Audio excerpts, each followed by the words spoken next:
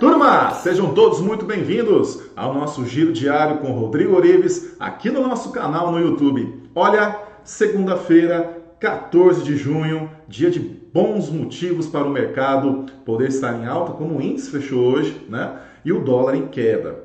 Além do mais, tudo isso reflete a expectativa do mercado para a super quarta que está por vir na mudança da taxa de juros, tanto no Brasil como também nos Estados Unidos. Olha, trago boas notícias para todo mundo, principalmente sobre o mercado do dia de hoje e aquilo que a gente está esperando para o dia de amanhã, para que você possa prover boas operações e também bons investimentos. Vamos embora? Pessoal, nosso índice hoje quase rompeu o topo histórico atingido no último dia 7 de junho passado, tá?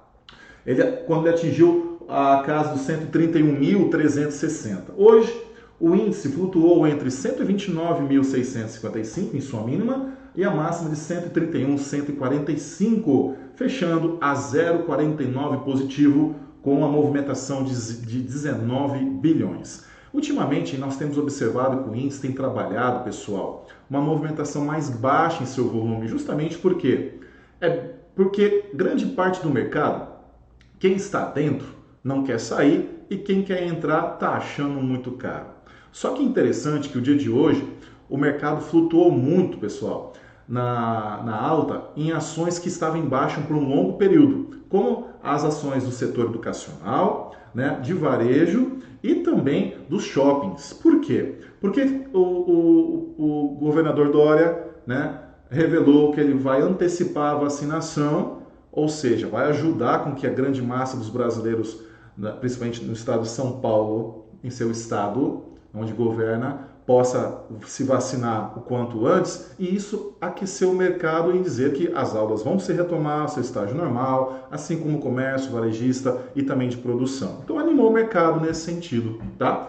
Mas o que também deixou um pouco o mercado, vamos dizer, apático, por não ter tido tanto volume, é justamente a revelação da super quarta que está por vir, da mudança da taxa de juros, tá bom? A gente está esperando que o Brasil possa aumentar a nossa taxa Selic em 0,75 dos atuais 3,50. Aí vamos conversar lá na casa de 4,25. Nos Estados Unidos também está falando que pode subir em virtude até mesmo da sua questão econômica e afrouxar um pouco a inflação que já está mais alta do que se espera, tá? Bom, o nosso índice ainda tem alvo para os 132.487 pontos, aqui no 100% esperado da nossa projeção de Fibonacci.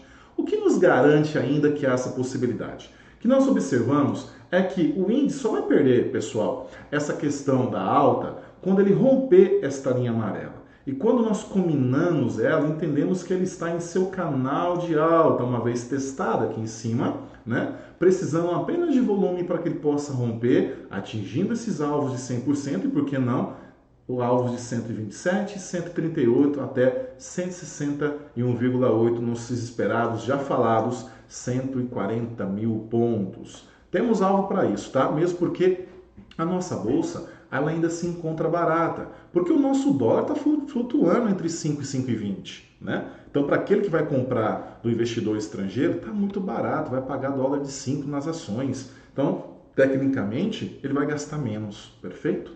Nosso índice, pessoal, pode vir em queda amanhã, desde que ele abra para baixo do seu fechamento. E aí, nesse caso, ele vai vir testar as regiões de 129,050 aqui, perfeito? Depois, 126.925. Na análise técnica, costumamos dizer que nessas regiões de 90%, praticamente é quase 100%.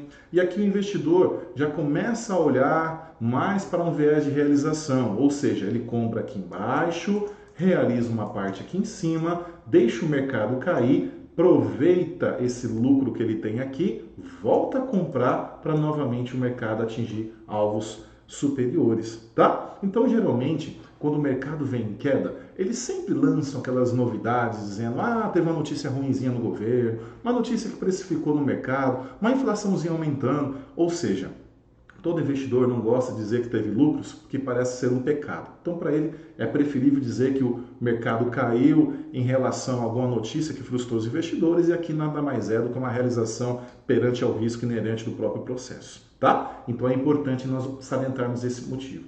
Agora, o que é interessante a gente observar é que hoje ele fez topos e fundos ascendentes. Que é isso, Rodrigo? Se você observar o mercado, ele deixou um fundo aqui atrás, na última sexta-feira, e um topo. Só que hoje ele fez um fundo menor que o de trás. Como assim, Rodrigo? Para você que ainda não entende o mercado, nós costumamos dizer que quando um fundo não é maior, ou seja, mais fundo que o fundo anterior, na realidade ele falhou. Ou seja, ele está dizendo que há mais expectativa de alta do que de queda. Porque se o mercado fosse realizador, ele teria desenhado para baixo desse último fundinho que deixou aqui na sexta-feira, tá bom? E nesse caso ele rompeu o topo anterior. Então ele fez um topo maior que o de trás. Para aqueles mais leigos ainda, é como se a gente desenhasse basicamente isso aqui. É como o mercado tivesse vindo assim, fez isso aqui, assim e dormiu aqui, ó. Note que aqui nós temos uma linha de tendência bem desenhadinha por conta desses fundos, né, a qual ele foi testado, e quando nós coligamos ele numa linha, né, identificamos eles ligando esses pontos, observamos que ele está respeitando essa movimentação. Por isso que eu digo que amanhã, se ele vir perder esta região para baixo aqui da casa dos 129.600, ele vem aqui testar a casa dos 129.010, depois vem testar a casa dos 128.190 até o toque da nossa Fuxa no 127.227. Pode ser uma realização para que possa pegar empuxo aqui embaixo, força de compra e voltar a subir. Caso contrário, se ele abrir para cima do fechamento, o que nós vamos esperar desse mercado? Nosso fechamento aqui ficou em 130.215, então para baixo é vendas. Acima de 215, ele vai ter como resistência 130.618, 131.035, o topo histórico 131.360, depois 132.487. São os alvos para o nosso índice do dia de amanhã, tá? Então vamos ficar ligado porque o mercado pode mais uma vez fazer um outro movimento lateral, ou seja, fazer um desenho mesmo, né? Vir aqui, abrir amanhã, ele tentar subir um pouquinho, depois descer, e aqui ele vai fazer uma movimentação típica, né? De doji, que é o quê? Nada mais é do que aquele maisinho que nós objetivamos em questão da dúvida, que o mercado desenha para nós, dizendo que esse mercado pode, né, tanto ir para cima quanto ir para baixo. Tá bom? Pode reverter a operação de alta, vir para queda. Ou então aguardar até quarta-feira para ver o que vai acontecer. De toda maneira, é importante e salutar observar que esse mercado precisa sair desse caixotinho, tá? Saindo desse caixote, tecnicamente dizemos que ele pode prover ainda a qualidade do movimento de alta para testar os topos mais acessíveis e destacados na nossa linha de Fibonacci, ou então ele pode cair para fazer retração todo esse movimento de pernas 1, 2 e 3. Perfeito? Já o nosso dólar, pessoal, hoje, ele flutuou entre 5,121, tá? Na sua máxima, até 5,064. Pessoal, nosso dólar fechou hoje a menos 1,14%, né? Menos 1,14%. Com a movimentação de 56 bilhões de reais. Praticamente 3 vezes mais que o nosso índice. Por quê? Porque o nosso dólar é cuidado pelos governos, pelas empresas exportadoras, pelas empresas financeiras, pelos bancos, né? Então é importante para nós, como nosso benchmark padrão, ele balizar a nossa porcentagem de risco, tá bom? Se você observar hoje o nosso dólar, ele segue uma linha de tendência lá, ligando novamente os pontos anteriores, tá? No LTA, perfeito? Ou seja, nós temos aqui a nossa linha de tendência de alta. E aqui eu te garanto, tá, meu amigo? Enquanto ele não romper esta movimentação, ele não vai sair, tá? E aí nós temos também uma outra linha aqui descrita, que é esta aqui, perfeito? Então eu tenho aqui uma LTA e aqui eu tenho para nós uma LTB, ou seja, uma linha de tendência de baixa. Pronto, tá aí bonitinho. Uma LTA e uma LTB. O que isso quer dizer? Que esse mercado, pessoal, enquanto ele não romper estas linhas, ele vai continuar também andando de lado, ou seja, consolidado na região do fundo, tá bom? O dólar chegou a testar o topo anterior de sexta-feira, querendo romper para testar as linhas mais imediatas aqui. E quais são essas linhas? Seria a máxima, né, do diário de sexta-feira, 5.146, perfeito? até 576 na nossa linha fluxo aqui para teste na sua alta. Não conseguiu, praticamente foi engolfado pela vela anterior. Como assim, Rodrigo? Quando ele faz mínima e máxima menores que a mínima de trás, que a máxima de trás. Então ele foi engolfado. Isso quer dizer que amanhã ele pode abrir a sua continuidade de queda, né, fazendo esse desenho para testar as regiões destacadas da FIBO aqui de 4.996, ou ainda ele pode amanhã subir a partir do seu fechamento de 5.069, né, e fazer este movimento aqui, tá? Fazer esse movimento de alta tentando romper o topo anterior e vai testar a região de 5.124, 5.154, 5.176, tá bom? Esses são os alvos para o dólar para o dia de amanhã. Pode lateralizar igual o índice à espera das novidades da nossa super quarta? Pode sim, principalmente nessa região que ele está tentando subir. Só que se nós observarmos naquele desenho que nós fazemos, nós entendemos que o nosso dólar está desenhando este movimento aqui, tá? Ó, isso quer dizer que ele está deixando também máximas menores, como está deixando mínimas menores. Então, para algum lado ele vai. E aí, nós podemos esperar, tanto na mínima na região de 4.996, como também na alta de 5.176. É importante observar como ele vai abrir no dia de amanhã. O ajuste ficou em 5.079. Como ele fechou em 5.069, está dando fôlego e força para os vendedores. Então, a chance de amanhã, novamente dizendo, ele fazer este desenho é muito importante, mesmo porque ele vai precisar romper todos os fundos mais expressivos anteriores para poder continuar na sua tendência de queda, tá? Assim também como ele vai precisar romper todas as máximas anteriores para prover aqui a sua manutenção da alta e continuar desenhando a nossa perna 1, 2 e 3 de retração, tá bom? Do movimento destacado de queda. Perfeito?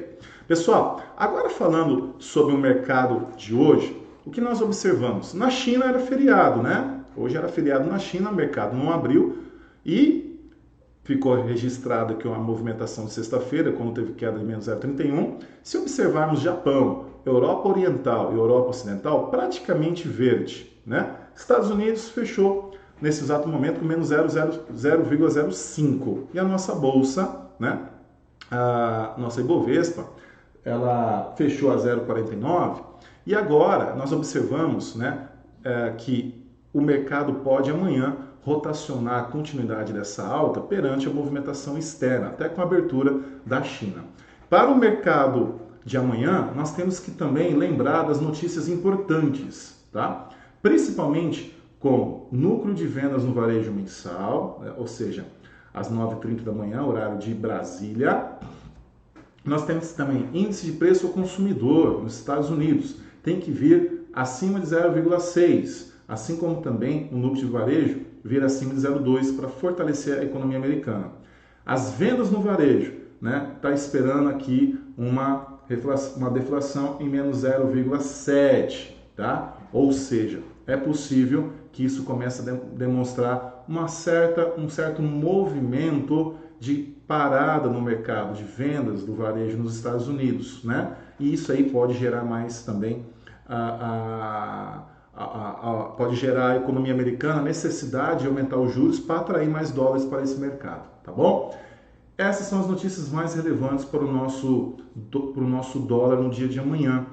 E precisamos ficar muito atentos. Para você que vai operar, evite operar, como conselho nosso, nesses horários, porque o dólar e o índice tendem a provocar movimentações mais bruscas e assim pode pegar o teu stop ou forçar você a pagar um stop maior do que o devido, tá bom? Então é importante nessa movimentação a gente ficar de fora. Pessoal, finalizando a nossa conversa, o que nós observamos hoje com o mercado ficou muito contente com a notícia que saiu também, né, da nossa economia, né, o índice do mercado hoje, da Bolsa do Banco Central, né, que é o índice de atividade econômica, ele veio abaixo do esperado, né, veio 0,44, esperava-se mais. Porém, já é melhor do que o resultado anterior de menos 1,59.